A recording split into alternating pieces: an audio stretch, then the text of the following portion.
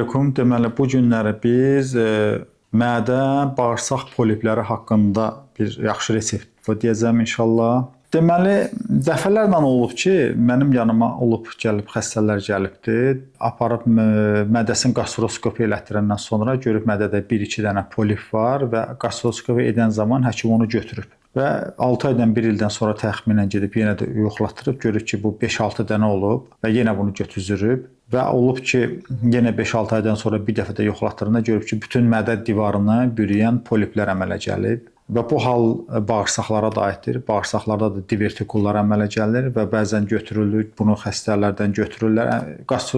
Kolonoskopiya edən zaman və sonra da yenə əmələ gəlir. Hətta çoxlu köpdə verə bilər, ağrı da verə bilər, bəzi hallarda qanaxma da verə bilər. Bax, bunların hamısının xalq təbabətində aradan qaldırmaq üçün gözəl bir üsul var.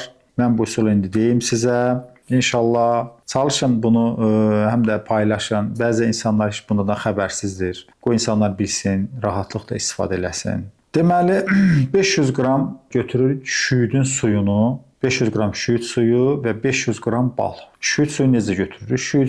Şüyüdü alırıq, şirəsini çıxardırıq və bu şirəsi yəni o suyudur. Şirəsini 500 qram şüyüd şirəsini 500 qram balla qarışdırırıq və bu qarışıqdan gündə 3 dəfə yeməkdən yarım saat əvvəl 2 xörək qaşığı yarım stəkan suya qarışdırıb içirik. Bir də 600 qram əvəlik alırıq. Əvəlik bildiyimiz onu supda bişirib yeyirik, həmin əvəlik. Deməli, əvvəlikdən xırda-xırda doğrayırıq bunu, qoyuruq evə 600 qramı.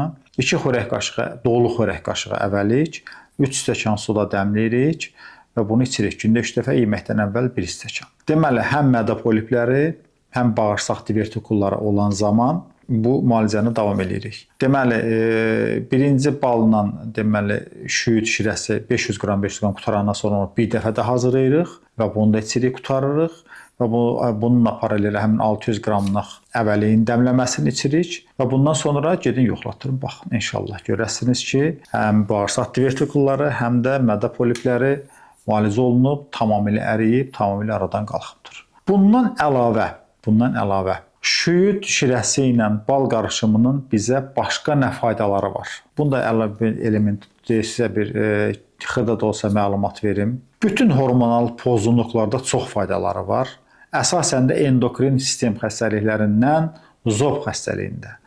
Əgər sizdə TSH problemi varsa, yəni TSH çox qalxıbsa əgər, siz bax bu qarışımı rahatlıqla için. Yəni bal və şüyüd qarışımını. Yenə dediyim kimi 500 qram bal, 500 qram şüyüd suyunu bir-birinə qarışdırın, qoyun soğuducuya, gündə 3 dəfə yeməkdən əvvəl 2 xörək qaşığı, yarım stəkan suya qarışdırın, için. Bu qutarandan sonra bir dəfə də düzəldin, için. Bax, bu sizdə deməli, qalxanvari bəzinin strukturunun pozulmasında çox gözəl bir təsir göstərəcək və siz bunun gözəl effektini alasınız. Eyni zamanda bu qarışım həm də mədə üçün faydalıdır. Müxtəlif mənşəli qastritlərdə, ezofagitlərdə və 12 barmaq bağırsaq iltihabına, duodenitlərdə və kolitlərdə də çox faydalıdır. Bunun faydasını alasınız inşallah. Biz söhbətimizi burada bitirək.